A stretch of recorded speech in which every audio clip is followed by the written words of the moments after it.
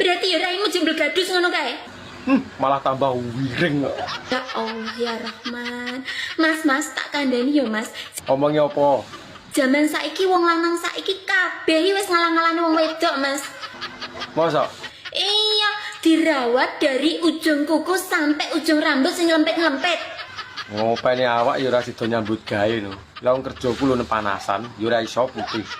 Rai ireng kena disulap. Godhog banyu diumupne nyemplung mak belung ya putih to. Ya ora putih malah melonyoh. Tok saiki gak apa-apa. Lho, nglungsungi kaya ula weleng ngono kae lho. Kok jaran. Ya wis lak ngono. Ya wis engko nek ganteng tak kabari. Wong kok dijak ganteng kok angel leram.